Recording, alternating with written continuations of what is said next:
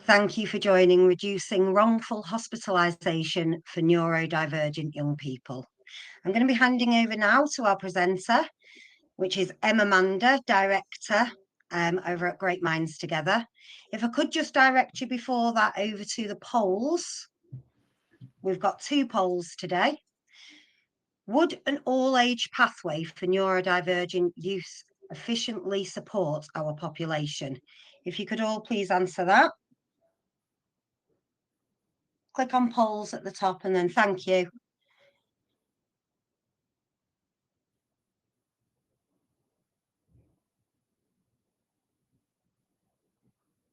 And then there is another one underneath. Would a neurodiversity pathway for assessment better meet our population's needs than a diagnostic-led model? If you could all please be answering those, that would be great. I'm going to leave you to it now until we come back for the Q&A. If you could direct any questions onto the chat, that would be great. I'll hand over to you now, Em. Thank you. Thank you. So just to explain a little bit about Great Minds Together for those that are not aware of us, we are a not-for-profit organisation helping to create better outcomes for neurodivergent children with mental health needs and their families.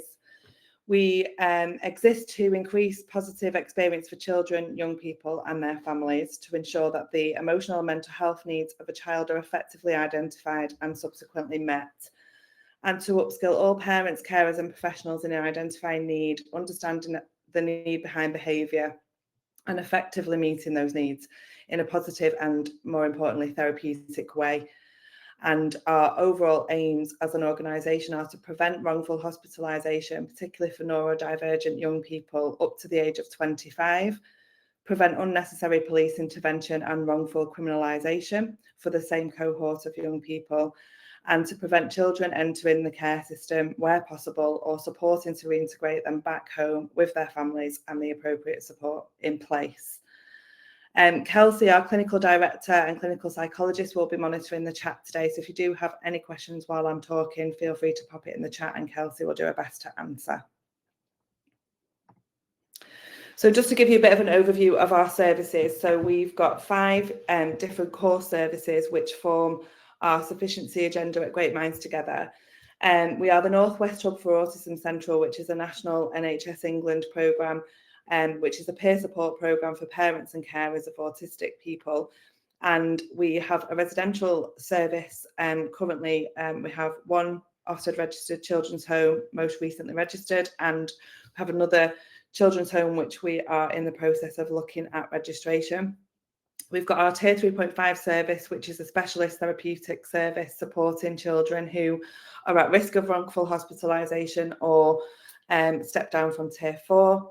And we have our outreach services, which is a full wraparound team supporting families where they have children with additional needs to help them navigate the system. And within that, we provide various support therapies, mentors, and our complex case team, which sits between our outreach service and Tier 3.5 service. Essentially, our outreach and complex case teams are there to prevent Tier 3.5 ever being required. And the complex case team really focuses intensively on children, young people on the DSR register. So there's lots of new data that has recently been released, and I'm going to just talk about some of that today, just to give you a bit of an insight, and many may not be aware of some of the updated data post-COVID, because it has took a long time for new data to come out as a result of COVID, and obviously the differences pre and post COVID, and sort of gathering that data and knowing what data to actually look at. So currently the amount of autistic people without a learning disability detained in mental health hospitals has increased by 105% since 2015, meaning 67% of people detained were autistic in that period of time. The latest Assuring Transformation NHS digital data shows that in December 2023, in total, 2,030 autistic people and people with learning disabilities are in inpatient mental health hospitals in England. 66% of them are autistic. and 200 under 18s are in inpatient units that are autistic or have a learning disability. 95% of these young people are autistic. That is a very fluid statistic though, and that number is changing all the time. It's really difficult to get a snapshot because of things that are moving so quickly in that kind of space at the moment. Those who are neurodivergent without a diagnosis, these numbers will be higher. And we'll be talking a little bit today around the differences between mental health as a result of unmet need versus mental illness, and those differences, and a bit of misunderstanding in the system around those differences, and also potential misdiagnosis for neurodivergent young people, particularly around autism and ADHD, sort of mirrored with trauma and attachment difficulties and various ACE experiences. So just some more data here, which again is very recently released. According to NHS England, 20.3% of children aged 8 to 16 in 2023 had a probable mental disorder. This is similar rates to 2022 and has been a continuation of stable rates seen since 2020. Among 17 to 19-year-olds, the proportion is 23.3%, and 20 to 25-year-olds are 21.7%. That's seen a steady increase since 2012, and further studies show that that potentially is linked and correlated directly to the introduction of the smartphone. And again, there's various research and data around the different sort of brain effects as a result of the amount of information our young people are retaining now, as opposed to what we did. Permanent exclusion has increased nationally across all school types, so that's inclusive of specialist and alternative provisions and pupil referral units. 97% of children excluded from school have an identified special educational need, which is obviously really concerning. Every 15 minutes, a child enters into care, and increasing year on year, there's an average of 38,000 children coming into the care system each year. A quarter of all children in care are persistently absent from school, and parent carer fatigue has increased. 17% of looked after children have a diagnosis of ADHD, as opposed to 3.6% of the general population, which again links to that question around misdiagnosis and the links with trauma and attachment. And one of the biggest figures and quite concerning really is around 3.8 million people were in contact with NHS mental health, learning disability and autism services over the last year, which is up almost 2/5 compared to before the pandemic. And we could drill down into these statistics quite a lot, and there's lots more, which, you know, if anybody wants to kind of know where to look for that, you feel free to get in touch with us. But there's also quite a large proportion of those 3.8 million are 16 to 18-year-olds, and there's a quite significant number of those are 16-year-old girls as well. And there's lots of research around that data. So again, if you want to know more about that information, just let us know. So currently, there is a significant needs gap with children and young people, young adults who are at risk of wrongful hospitalisation, and also wrongful criminalisation or unnecessary police intervention. And we have been doing a lot of work as an organisation over the last couple of years to try and understand this gap, which does seem to be worsening as time goes on. And I'm going to talk a little bit about why we think that's happening, various conversations that we've had with local authorities and ICBs across the country, and lots of themes and patterns that we're seeing as an organisation ourselves, with various referrals that come in from different areas. What we have really is two conflicting legal frameworks, being the Children's Act and the Mental Health Act. And we have a situation where it's currently illegal to place children in any placement that's under the age of 18 that is not an Ofsted registered provision. The Ofsted framework presents with a number of challenges. That there isn't a local authority that I have spoken to that do not agree with the challenges that we kind of see as well ourselves. And a lot of the feedback that we've received with various surveys and conversations and meetings that we've had is around it not being flexible, it being very paperwork focused, not always being therapeutic, quite dependent on inspector. So the people versus process challenge, which essentially we should have one process of things that should work a specific way. but ultimately a lot of the time it does boil down to the people that you're interacting with. So we've seen, even in the last 12 months, a really flexible and understanding inspector that understands the needs gap and understands the flexibility that needs to be presented in the framework and does not penalise providers for that, as opposed to others who are quite more sternly implementing the law that they are required to implement, and being less flexible. So again, it's about those relationships and the people that you're liaising with one representative actually stating, as a human being, I agree with the plan being in the child's best interest, but as an Ofsted representative, I cannot formally agree with it, which is obviously quite a worry when that is the main regulatory body overseeing children, which is meant to be quite child-focused and quite child-led, but actually you can't sort of judge things as a human being because the framework doesn't permit you to do so. So that's something that really needs to be considered and looked at.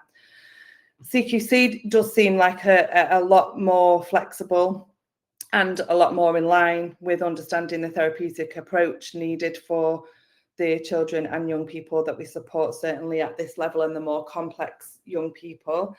However, the challenges with that is that CQC registered provision is not recognised as a long-term option for children in care by local authorities or Ofsted, where this would be appropriate to meet their needs. So the system currently around regulation is not individualised or child-centred, essentially, because we have a framework that can be quite punitive and quite archaic, that is kind of pushed as the only recognised and accepted framework for children under the age of 18, whereas we do have another regulated framework that would potentially meet the needs. However, that isn't accepted, and local authorities are quite nervous to place children even in a CQC regulated session if it also doesn't have a dual registration with Ofsted, and then you've got two quite conflicting frameworks in some ways. It works well in some areas and not quite so much in others, but again, all boils down to the people that you're liaising with and the inspectors that you've got, which also needs looking at.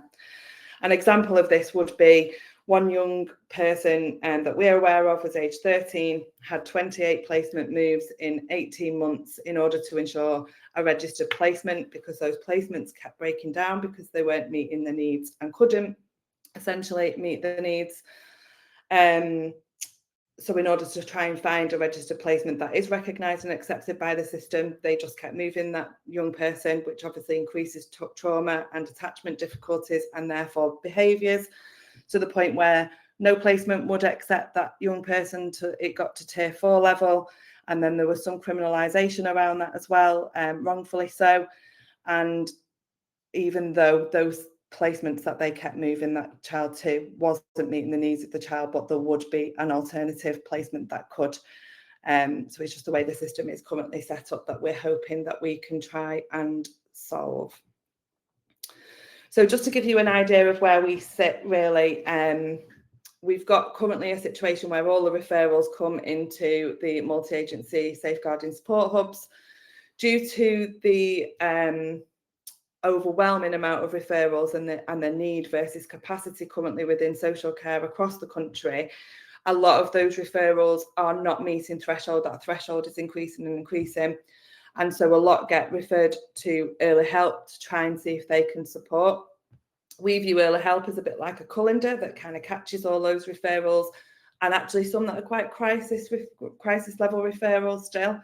And then the third sector organisations like ourselves and many others are the bowl under the colander that kind of catching all those referrals, because the capacity just isn't there for early help to be able to facilitate all of those referrals that are batted over from MASH. And actually, the referrals that are coming through also to the third sector many years ago, that would be seen as an early intervention referral, preventative measures, that is kind of almost non-existent currently within our system at the moment, due to the amount of difficulties that the children, young people and families in this space are facing.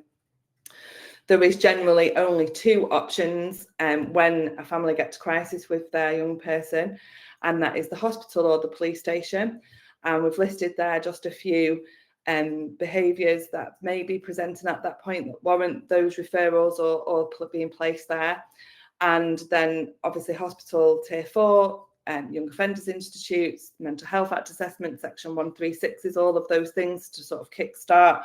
When we get to that crisis level, there's not enough placements in the country to meet the needs, and obviously the average 38,000 children coming into care every year, there is just not enough places for them to go. So we've got them in really precarious situations once they get to crisis point, as a result of the not really being a lot of focus now on early intervention and prevention, because a lot of the focus is on the crisis management as a result probably of COVID, but many other things, which I'd be here all day if I started talking about all the reasons behind it, but I think many of us are already aware of that. So we kind of sit here in this gap, which is in between out of parental or local authority control, and to prevent, obviously, wrongful hospitalisation or unnecessary criminalisation. And the Tier 3.5 service that we're providing currently sits between those gaps, but there are some challenges with that which are continuing to increase, which I'll come on to shortly. But that's kind of the gap our Tier 3.5 service sits in, and also elements of our outreach and complex case team. So when you have a young person and they get to crisis, you end up in this cycle where local authorities are putting out placement requests. In some areas this is improved, but in other areas that very much is still present, where you have the health and social care debate.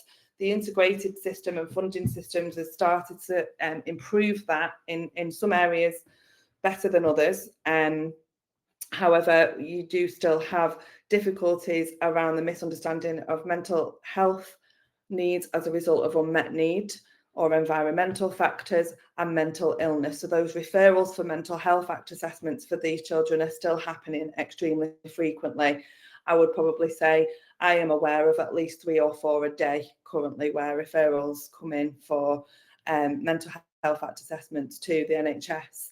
And that is largely linked to that misunderstanding around mental health and mental illness. So usually a lot of hospitals will say doesn't meet threshold for a mental health assessment, or if the mental health assessment carried out doesn't meet threshold for gatekeeping of a Tier 4 bed, and that the environmental factors should be sorted, and that the social care need to go and find the correct placement to meet the needs of that young person. And that escalates because then the young person is becoming more unsettled because hospital environments are not actually appropriate, certainly for a lot of neurodivergent young people with sensory difficulties. You've also got lots of staff in hospitals that potentially won't be fully aware, educated, or fully understand autism or other co-occurring conditions alongside that. So that's where you get the escalation in behaviours due to that approach not being correct, really in line with the person's needs. The police intervention, usually security guards restraining young people, and then you going round in this circle, and then we've got social care potentially pushing further because the behaviours are escalating for that mental health act assessment, and we've got that pushback from health saying no, there's no mental illness, this is mental health, it's as a result of environmental, and adults around not fully understanding how to meet the needs of that neurodivergent young person. So what we then tend to find is where there is no placement is Dole's orders. So deprivation of liberty orders are applied for, usually via an emergency hearing, in order to risk manage, where there is usually a lot of the time also full capacity. So potentially being used inappropriately. And there's a lot of information. The Children's Commission has just released a lot of information around inappropriate use of Dole's orders, but that's obviously as a result of the other issues within the system, which I'll come on to shortly.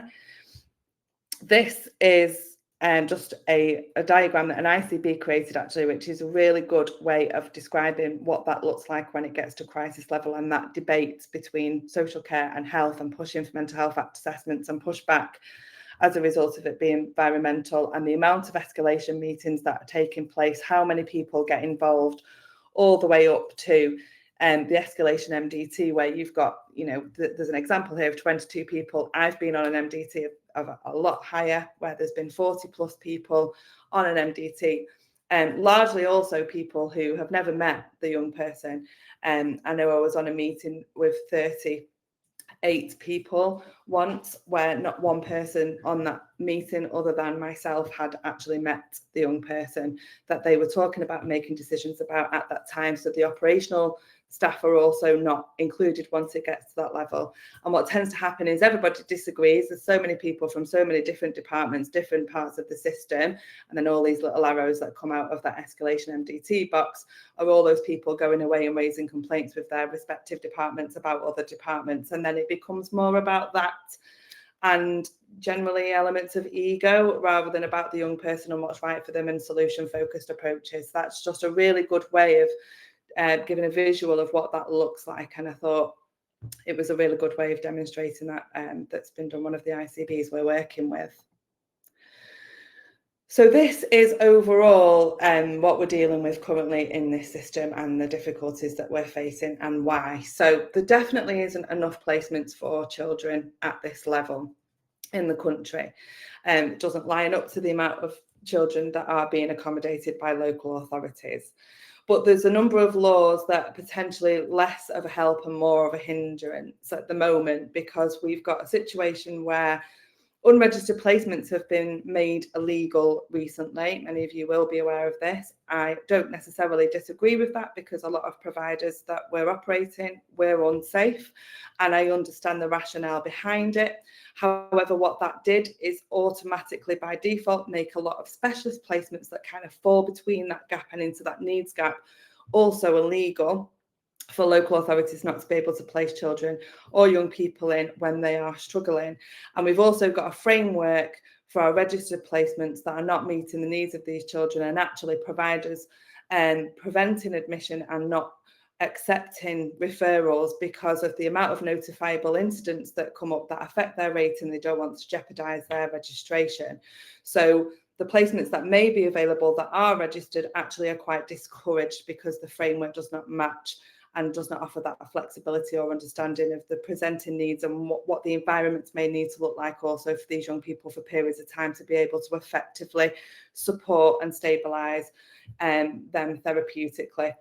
We're also about to look at a prevention of deprivation of liberty orders, which is currently the only route left that can potentially have court intervention to say that we can place these young people here for a period of time while we find the right suitable placement or rehabilitate them home with an intensive support team around their family.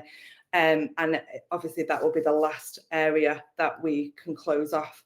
And then there is nowhere else for these young people to go other than hospital and the police stations. But there's going to be an enforcement of the Mental Health Act where the law is around autistic young people, neurodivergent young people not being allowed to be placed in hospitals or mental health units and police stations.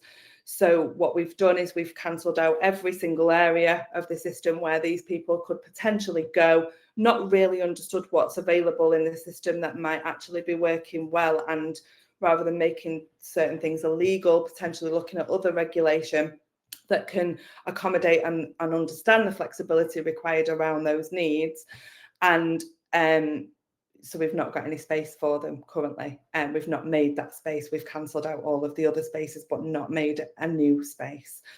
We don't actually know how many children and young people are sat in mental health units, adult mental health units, barges, I believe, hotels I'm aware of, police stations, hotels is a big one, and hospitals, A&E departments, adult wards, because that number doesn't currently exist and isn't collated. And it's actually also due to the Ofsted framework, in a sense that local authorities don't necessarily report on it either because it's frowned upon.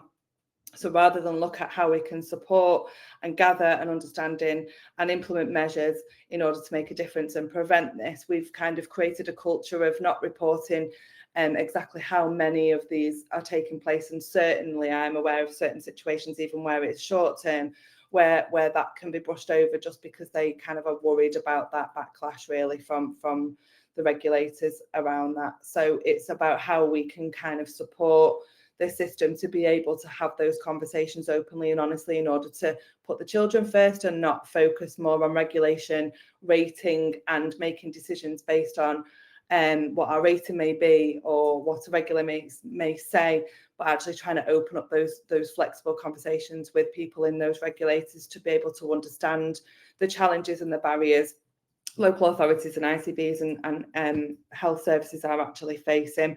But we have done a average calculation based on the amount of referrals we get children in this space, and the void, this void really of children up to the age of 18. And we have calculated based on the amount of local authorities and district councils there are and the amount of referrals we have had, there's probably on average nearing on 2,000, if not more, children currently in this predicament in the country. So what we're trying to help with, and we're working with a number of ICBs and local authorities around this, at looking at things holistically and what's working well and what we need to do better, is how we can bring everybody together in a really cohesive way. And everybody talks about co-production, integration, working in partnership quite a lot. However, we don't take account of all areas of the system or all sectors. So we've got elements of health and social care working quite well as a result of the NHS long-term plan and various integration policies and procedures that are coming into play around there. And then we've obviously got the education and social care elements that work quite well, working with children and young people at that level. We've got the private sector and the third sector, generally have always worked quite well. The public sector kind of sits in silo a lot of the time, but sort of dips into working with the private sector and the third sector as and when needed. And what we're trying to achieve is bringing together all the sectors, health, social care and education. And I've made education red on this slide because it's one that's always kind of left out a little bit or not fully integrated into those conversations. And it's really important because quite a lot of these difficulties that these young people are facing originate in education, or because the education system is potentially not fully effectively meeting their needs, which is another presentation altogether. So I won't get into that right now. So our model is a blended clinical and social model with the young person and the family at the centre of everything that we do.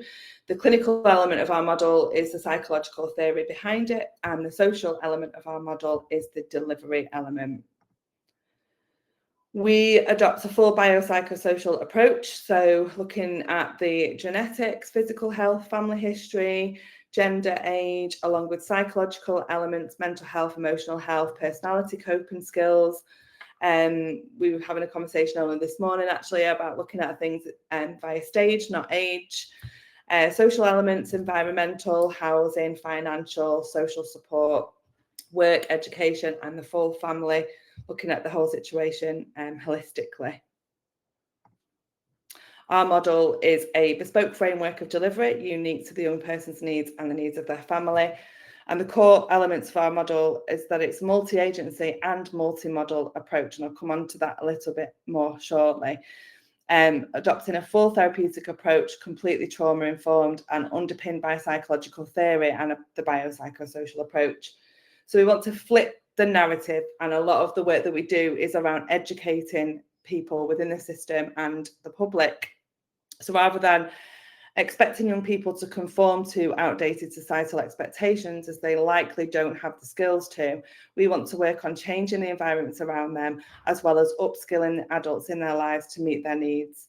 Then you will naturally see the behaviours that challenge begin to reduce. And that's what we see time and time again, and have a full evidence base of that therapeutic approach and that understanding approach, and us changing how we approach them and the environments around them naturally reduces those behaviours and those crisis behaviours when they are very much in their primal brain.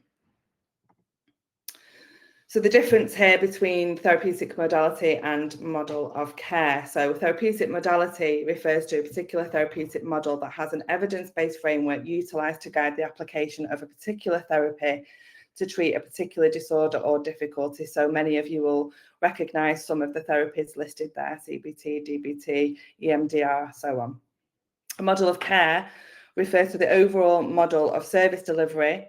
So Great Minds Together is a therapeutic model of care, meaning that everything that we do is underpinned by a therapeutic understanding and way of working.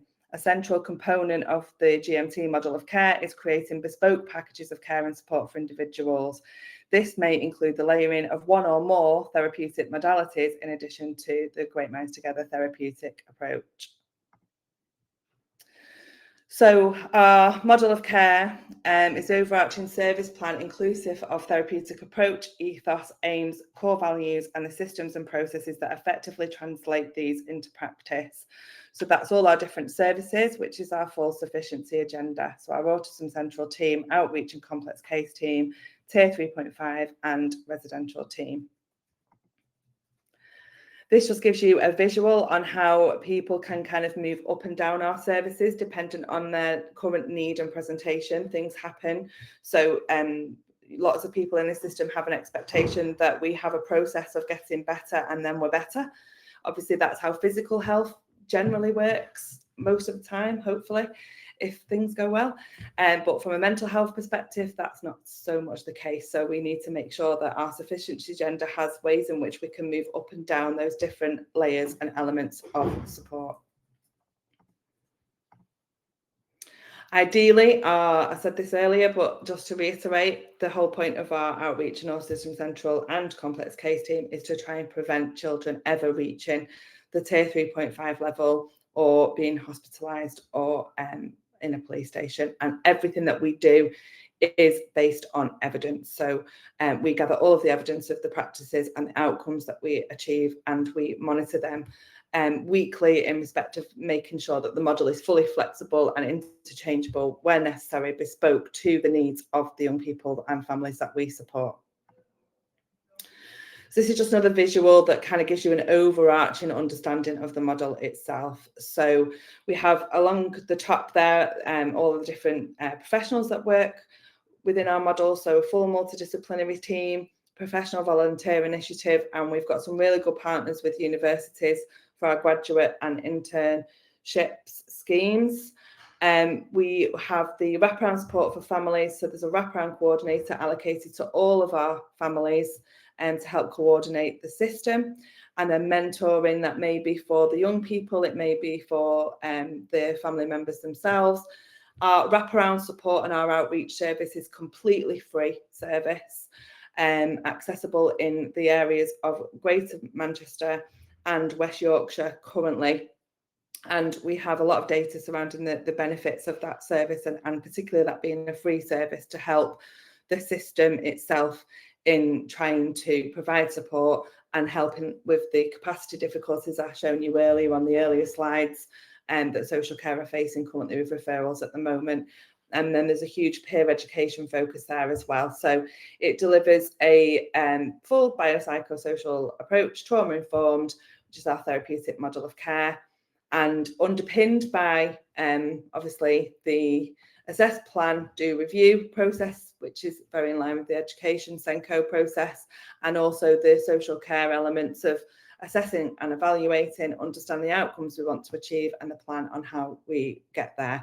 And everything that we do is in partnership with parents and young people, and treating their voice as the priority, really.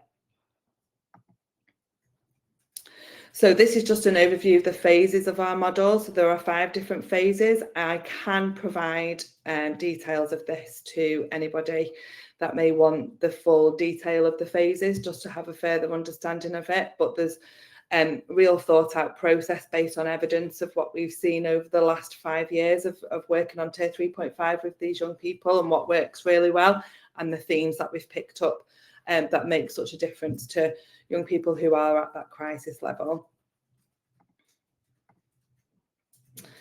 So the how we achieve the sufficiency agenda is not just a change to the structure of services, but how the services are delivered and also how they are regulated. We are looking around the regulation at the moment, specifically around neurodivergent young people and mental health. A system-wide priority is to fully understand a therapeutic needs-led approach and why this benefits all children and young people. This just gives further information around our model of care. So the therapeutic model supports how we understand the individuals that we work with and their needs, as well as the ways of working to support their progression. This is then effectively translated into practice via the processes and frameworks stipulated in the model of care, focusing on the main areas being safety, relationships, trust, and opportunity. Our therapeutic approach mimics healthy childhood development, enabling us to understand needs from gaps in development and then create goals-based plans to effectively meet their needs and upskill them into adulthood.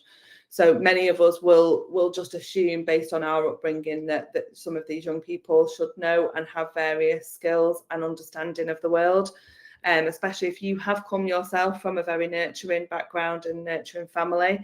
Some of the children and young people that we work with and that get to this level have never had that, may have never had somebody in their family that has given them a hug, may have never developed in a way that we see as usual, or that may just come naturally to us. So it's about remembering as professionals and adults that some of these children may just not even have the ability or the skills because they've never been taught them in the way that we were automatically by our families. So just understanding behaviour through an evidence-based model is our priority, centred on nuanced understanding of childhood development and relational neuroscience and the impact experiences of adversity can have on individuals' developmental trajectory. So a child's brain develops from a bottom up and is used dependent fashion through engagement with the world around them. Healthy development is underpinned by functional brain development, and it's reliant on healthy, attuned relationships with caregivers, which is what I was just referring to a moment ago. That's just a bit of a visual to help you understand that if you haven't heard that before. So we as human beings are relational beings. So just to drill down into this a little bit more. So we're reliant on each other for survival and for our well-being. And to develop socially, emotional, and psychologically, we need to move out of our lower cortical reason. So just going back here, just to show you what I mean. And this requires a sense of felt safety. We achieve true safety with attuned caregivers, and the relationships are the vehicle through which we grow and progress, and support with co-regulation to support the development of self-regulation. So just to understand that a bit more, there's a lot of expectation on our young people, particularly in education as well, of them being able to self-regulate, and the expectation of them being able to behave. And, you know, some schools doing things really well in respect of that and really therapeutically, but there is still very much an expectation on our young people. And we forget sometimes that they are still learning. And actually, there's a whole cohort of young people that may have never been taught those skills actually to self-regulate in their lifetime. They may have never had that nurture or those relationships with adults that we are so used to having had ourselves. So it's about understanding how we can support that co-regulation in order to support the development of self-regulation, because that's something that needs to be learned and taught, that isn't inherently known. So these early life experiences in key developmental stages are crucial as they shape how we see ourselves, how we interact with others, and how we understand and interpret the world around us. There's always a need behind behaviour. So many of the referrals for children we receive involve a level of behaviours that challenge, which may include externalised behaviours, behaviours that may cause harm to self, risk-taking behaviours, absconding attempts, internalisation, difficult to engage, children that are vulnerable to child criminal exploitation or child sexual exploitation, and maladaptive coping strategies such as substance abuse. Our therapeutic model shifts perspective from seeing behaviours as the problem to seeing behaviour as symptomatic of unmet underlying needs. And it's about understanding that all behaviour is a communication of a need. So the whole purpose of this particular programme and the sufficiency agenda and the model that we are talking about today is to try and support with the reduction of the number of neurodivergent people in inpatient units, and to prevent further wrongful admissions, to help people understand the differences between mental health difficulties as a result of unmet and unidentified need, and just being mindful that when we're pushing for those mental health act assessments and those tier 4 admissions, the hospital environments can actually exacerbate crisis behaviours, which prolong those admissions, which create institutionalisation. And actually what we need to do collaboratively is look at how we can provide something within the system for these children and young people to go to that is in line with their needs, and how we can come together to achieve that. And that's kind of starting the work that we're currently doing to try and create those spaces across a number of ICBs at the moment, where something does exist, where the system does recognise it and accept it, to be able to be provided for these children, young people, to prevent that crisis and that continuing. Because when we get to 18, obviously we've got the whole transitional into adults difficulties and that cliffhang, and that then causing more difficulties and increasing more needs, mental health needs, which is then more stretch on our NHS system, impacts our physical health, and obviously increases criminalisation, homelessness. I could go on all day about that, but it's if we get this right and stop preventing things from being available and actually start working together in a solution-focused way to create something that is recognised, accepted and understood, and all the sectors and regulatory bodies start working together, then we may be able to make some waves here in this space. Some takeaways. So just remembering all sectors, how do we work in partnership with everybody? We need to start thinking outside the box. It's never a no, it's when and how is it yes and who by. Let's try and move away from tick box processes that are not meeting the needs of these young people. Always positively challenge when something isn't right instead of just accepting that it isn't right. Never judge, always be solution focused. Always think in an integrated way. Make sure we're sharing good practice with other localities, because there's lots going on that's really positive in this space across different ICBs, different local authorities, some doing it really well, some doing it really wrong.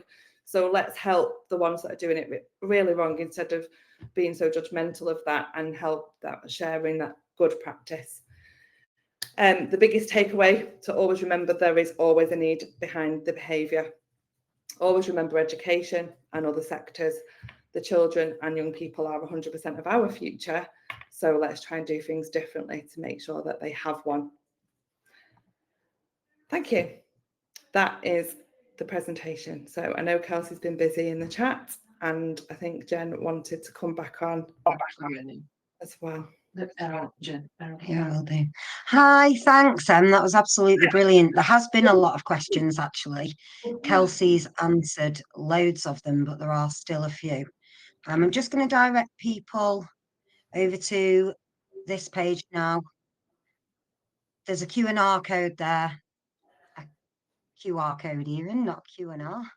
That will give you your CPD points for today. Thank you all so much for attending. I'm going to scroll back just quickly and have a look at some of these questions. If you want to do the same, Emma. I know that there's one here from Rianne that I don't think has been answered yet. How can accountability systems be improved to ensure hospitals and care providers are following best practices for neurodiverse children?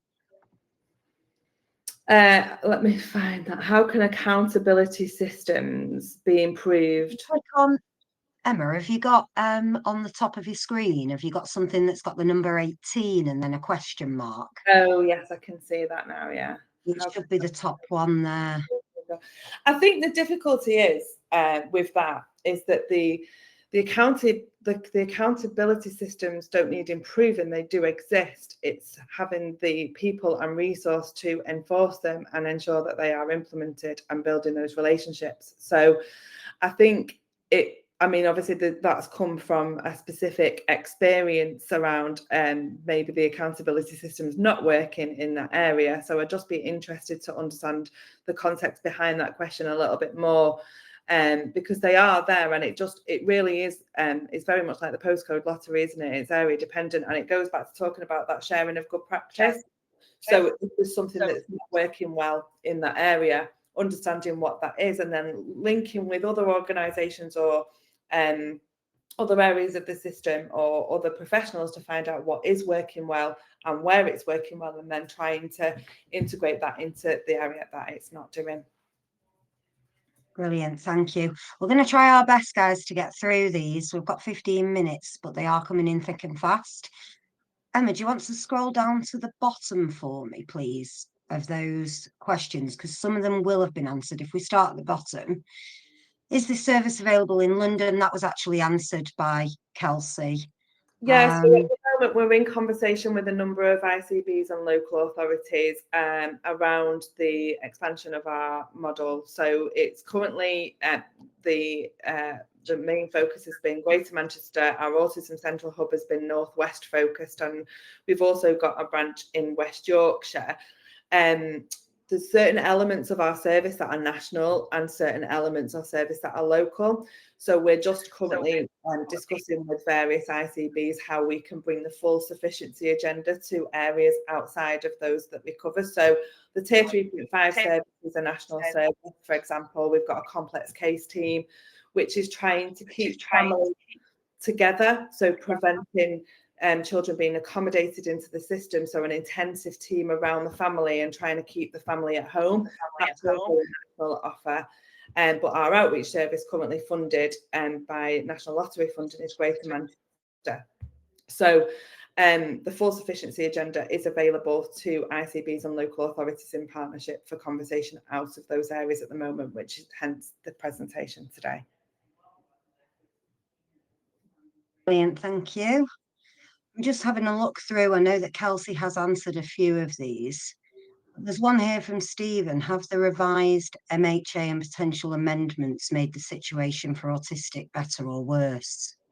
Well, it depends on which elements you're talking about. So some of it obviously is improvement, but there was quite a lot of it that has made it worse, specifically around the pressing on where they can and cannot go or be placed.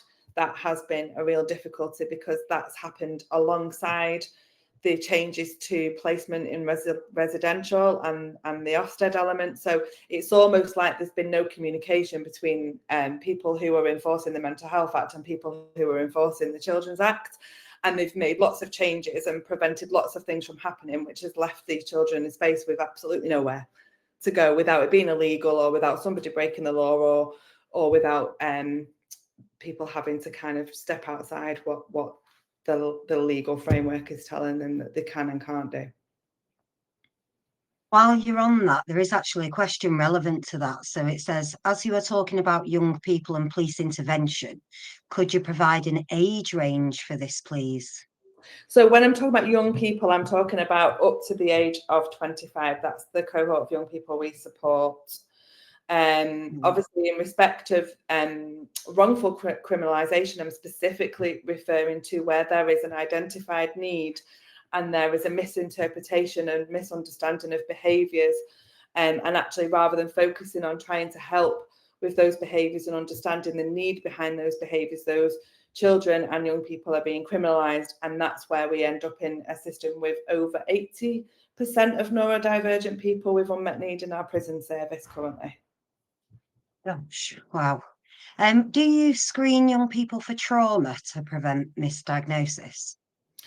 So the way in which we assess young people is completely holistically. So we look at the full developmental history and all life experiences, not just from themselves, but from their parents, carers, variety of other professionals, so that we can fully understand if there has been any trauma or if there may be some attachment difficulties as a result of experiences, to try and prevent misdiagnosis. So we're very mindful that there's definitely a lot of push around autism diagnosis and ADHD diagnosis, but some of those behaviours actually are very similar to the behaviours that present as a result of trauma and attachment difficulties, and that's something that we have lots of conversations with professionals about all the time as well.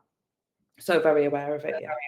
There's another question that's sort of relevant. Does the model include support for people with substance use problems?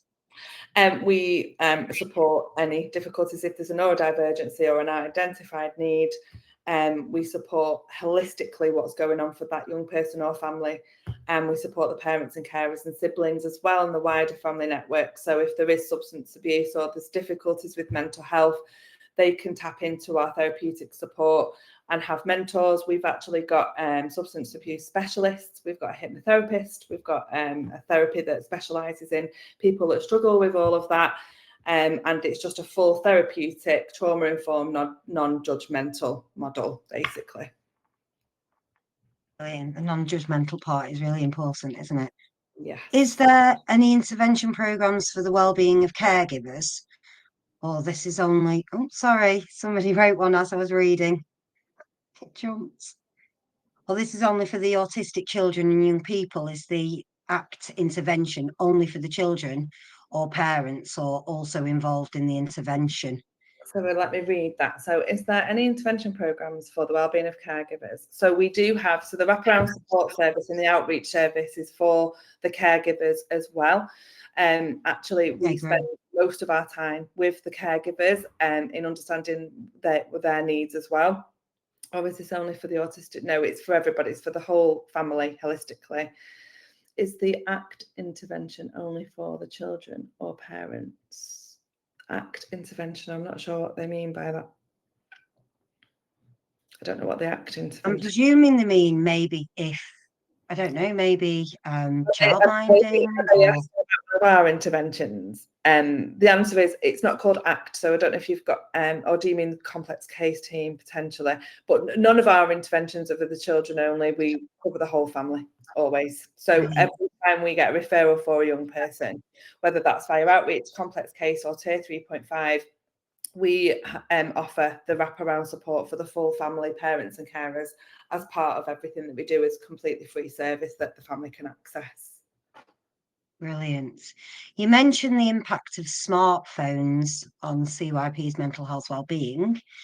We know from the, sorry, I don't know what this word is, the height ETC's work on this, e.g. the anxious generation, that this is very significant.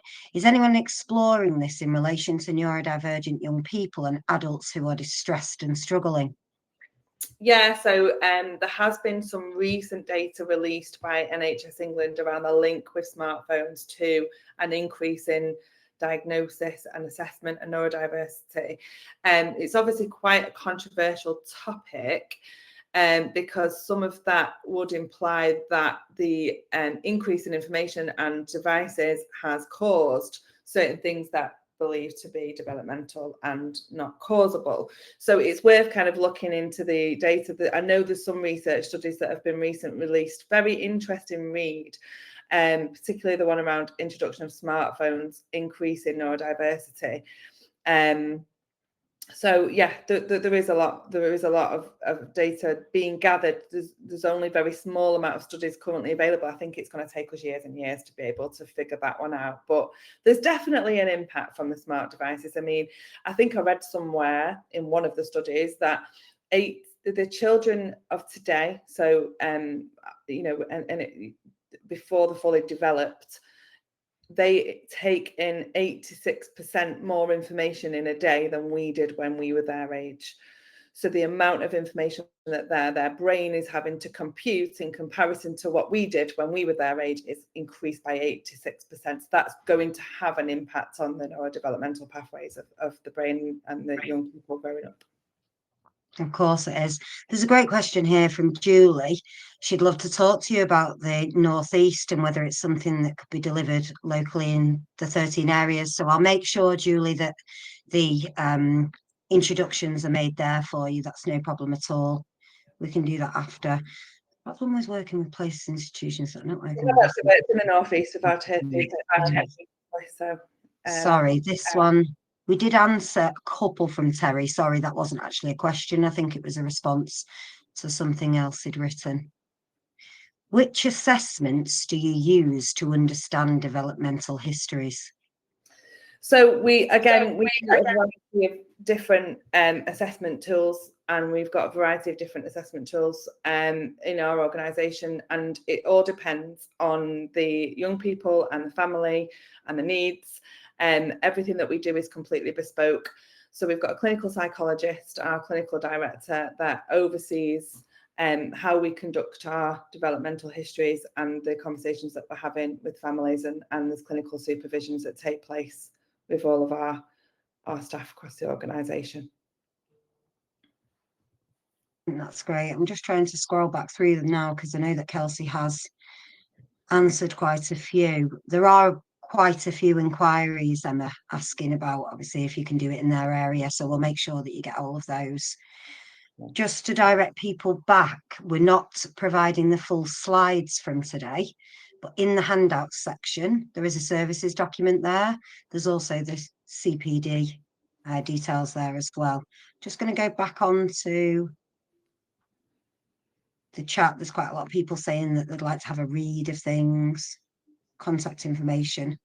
I can't actually see. I'll pop our website in there as well, because there's a lot of information on there, and there's a lot of free resources on there as well. Quite a lot of the elements of our service are free, because we really want to be supporting the system financially, and also a lot of the work that we're doing at the moment, ICBs understand how to spend the funds effectively. Because obviously there's lots of funds being spent in lots of different areas, so we're doing lots of consultation work, and if we can't deliver something in the area that you are, or we potentially don't have the capacity, we can support you to utilise the systems that you've already got in order to try and deliver it yourself. So we're having lots of conversations around that at the minute as well. That's really good. I've just gone back onto the chat. I've come away from the questions, and Gabby has actually come back to you saying, thank you for the answer, Emma. Yeah, can you see that? Yeah, no, that makes sense now. Sorry, yeah, I thought you were referring to one of our interventions, but as a multimodal, and whatever's right for the children and family, we kind of don't stipulate anything that we will or won't work with, apart from a couple of therapies that we definitely as many will agree, don't think are appropriate for autistic people.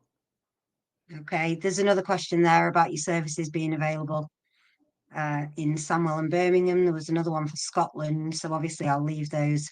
Anything that hasn't been answered today will be sent through to you guys over at GMT, and then we'll do a document that's got all the Q&A, and then that will be then sent to all registrants along with today's replay.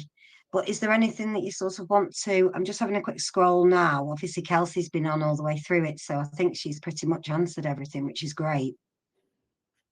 No, I think that's, our details are on the website. So if anybody wanted any further conversations, just feel free to get in touch. Have you got anything to say about this? I don't understand why CQC service providers cannot be used for children. It works well in our area in the northeast. We are using some specialist providers really well, better than Ofsted providers. Yeah, it's an interesting one, really, because different areas have different, and that goes back to what we were saying around the people over process, and it does work well in some areas, but there are other areas that local authorities are really reluctant to place with just CQC regulated provision because of the pressure then they get potentially from Ofsted, and some areas Ofsted and CQC work well together, others they don't necessarily. So it is a really tricky one, and it is like a postcode lottery, like anything that's the same with people and relationships and understandings, and that's all based on life experience potentially, and obviously a variety of different elements. But CQC obviously is a bit more appropriate, a lot more appropriate actually, in fact the most appropriate for the children at this level, because not only does it have a more therapeutic understanding and it's more health and mental health focused as a regulatory kind of, because it's obviously linked to the health service, but it's also into adults, so it's got the longevity and sustainability for the children who are placed. And I know that when there's DOLS hearings with judges, they actually prefer if you're going forward with a CQC registered provision as a plan, as a longer term plan, because actually there's going to be no fall off that cliff at 18 and have to find somewhere else again. It can go all the way into adulthood if necessary. So yeah, it's good to hear it's working well in your area. Maybe you could share that good practice with us, and we could share that in areas it's not. Yeah, that'd be good. Do you cover Northern Ireland and Scotland? Not at the moment, no. I mean, the plans. You might need to now. We can certainly have some conversations around that. Again, more about kind of supporting people to implement those changes and making use of things that are available currently in the best way and pull things together, because we're doing that with other areas at the moment to try and help them where there isn't available, because you've got lots of places with you know, some places have got access to loads of services and universal services and third sector organisations, but then you've got areas that don't have anything at all. So it's how we can support those areas to kind of make use of what they do have, or see if we can support other people to establish services that currently don't exist in those areas as well. Brilliant. And I know that somebody did ask how many ICBs you were currently working with. I know you don't seeing an ICB at the moment, so obviously you're probably not going to share that information, but hopefully all of them would be the answer. Not quite yet, just about, but yeah, some are yeah, more, eventually. more open to change than others. God. Right, well, thank you so much for today. It's been brilliant. Is there anything that you want to add at the end there, Emma? It's been really good, thank you. No, thank you, and thank you for just being so interactive, really, with all the questions and everything. It's been really good to see the interest in the work Brilliant. that we're yeah. Yeah, well, I think at the strongest point during the hour, there was about 300 people live, which is fantastic for a live session. As I said earlier, everyone, you can get the handouts, you'll be sent the replay, and I'll just go back dead quickly before I close, just to those poll answers. So were they surprising or anything, Emma? Let's have a look. Lots of not sures, which tells me that we need to do our job better at educating people as to why those questions are being asked in the first place. But yeah, I'm not surprised that they've come out as the top answers being yes. Yeah. And very little no. But the not sures is probably where we need to focus some of our time then. Okay, perfect. Right, well, thank you everyone for attending today. Thank you, Emma. It's been really good. And as I say, all follow-ups will come. The replay will be sent within the hour. And we look forward to welcoming you again to the next webinar. Thanks very much. Thank you very much. Bye-bye.